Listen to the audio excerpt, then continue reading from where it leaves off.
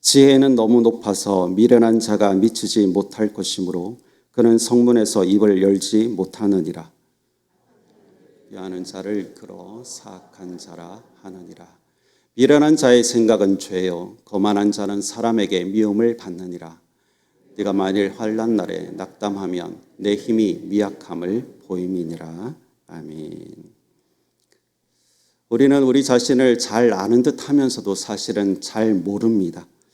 우리의 성품이나 인격 이런 거는 어느 정도 파악이 되는 것 같지만 또 한편으로 자신의 신앙이 어느 정도인지는 스스로 파악하기가 사실 쉽지 않습니다. 이것은 예배의 출석 여부로 알 수는 없는 일입니다. 사실은 평안한 일상보다는 그 어떤 특정한 상황에 노출되었을 때 그 실체가 드러나곤 합니다. 오늘 말씀 잠언 24장 7절에서 10절 말씀은 바로 그 지점을 볼 수 있습니다.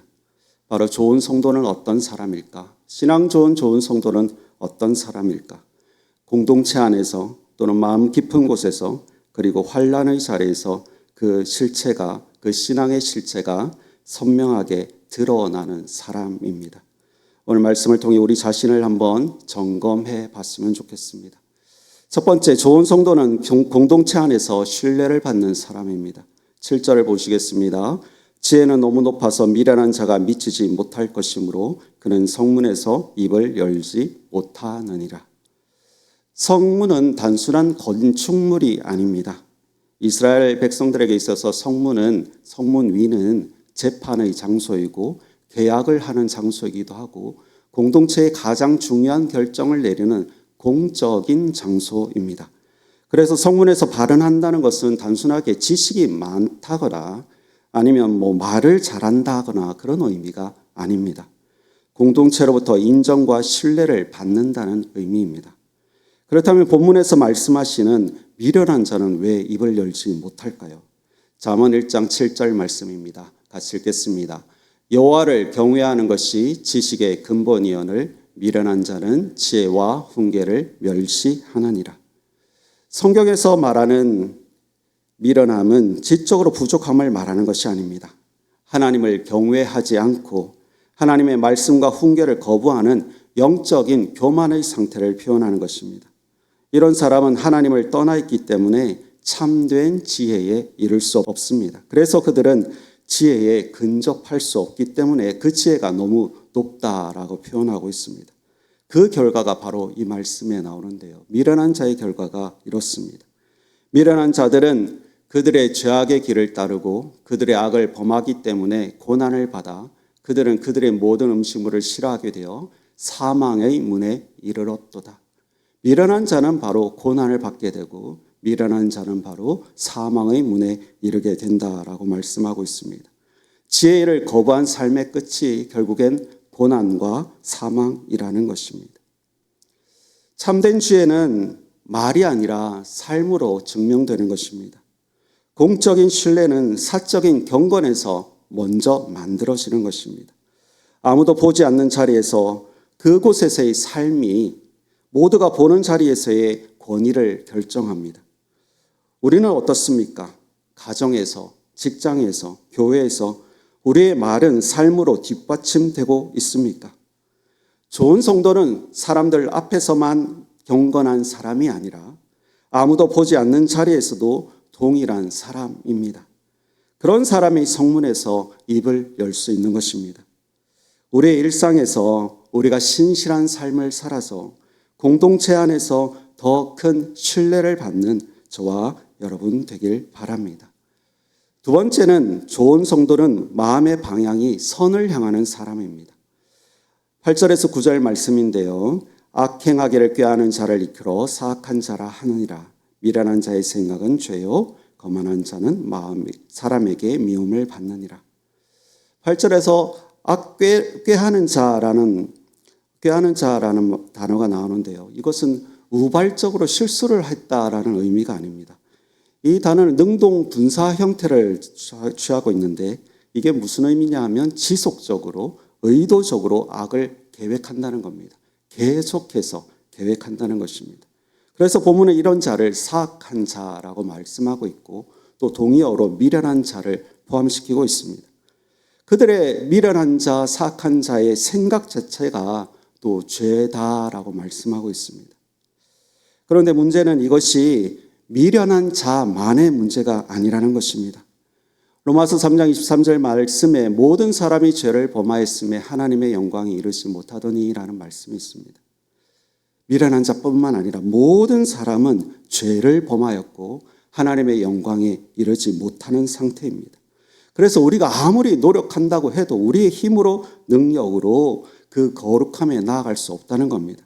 우리가 그런 결단을 하지만 우리는 본성적으로 하나님을 거스르는 그런 본능을 가지고 있는 것입니다. 인간의 지성, 의지, 감성 전체가 죄의 영향을 받고 있기 때문입니다. 그렇다면 인간은 스스로 선한 방향으로 나아갈 수 없는 것 아닙니까? 맞습니다. 인간은 나아갈 수 없습니다. 그래서 하나님의 은혜가 필요한 것입니다. 에베소서 2장 10절 말씀입니다. 같이 읽겠습니다. 우리는 그가 만드신 바라 그리스도 예수 안에서 선한 일을 위하여 지으심을 받은 자니 이 일은 하나님이 전에 예비하사 우리로 그 가운데서 행하게 하려 하심이니라. 선행은 사람에게서 사람이 가진 능력으로 나오는 것이 아닙니다. 하나님의 은혜 안에서 가능한 것입니다. 인간은 죄로 인해서 하나님의 형상이 심각하게 훼손되었습니다. 그래서 스스로의 힘으로는 죄를 이길 수 없습니다. 그러나 하나님께서 그리스도 안에서 그리고 그 가운데서 우리를 새롭게 하시기 때문에 우리는 성령으로 말미암아 우리는 변화의 삶을 살아갈 수 있는 것입니다. 그래서 성도는 자신의 결심만 의지하는 사람이 아닙니다. 날마다 그리스도의 보혈을 의지하고 성령의 도우심을 구하며 살아가는 사람입니다. 우리의 마음은 어디를 향하고 있습니까? 마음속에 시기와 미움과 분노가 자리 잡고 있지는 않습니까? 오늘 하나님 앞에서 우리가 그것을 내려놓을 수 있으면 좋겠습니다. 우리의 마음의 방향이 바뀌어야 삶의 방향도 바뀝니다. 저와 여러분이 날마다 복음으로, 특별히 오늘 이 말씀을 붙들고 이 복음으로 새로워지는 삶을 살아가는 저와 여러분 되시기 바랍니다. 세 번째는 좋은 성도는 환난 중에서도 하나님을 붙드는 사람입니다. 10절입니다. 내가 만일 환난 날에 낙담하면 내 힘이 미약함을 보임이니라.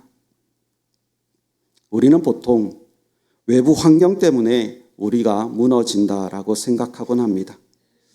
그런데 성경은 외부의 힘 때문이 아니라 우리가 무너지는 것은 우리의 힘이 부족해서, 우리의 힘이 연약해서다라고 말씀하고 있습니다. 이 환난으로 번역된 단어는 좁다, 밀려오다, 답답하다, 압박하다 이런 단어에서 나온 단어인데요.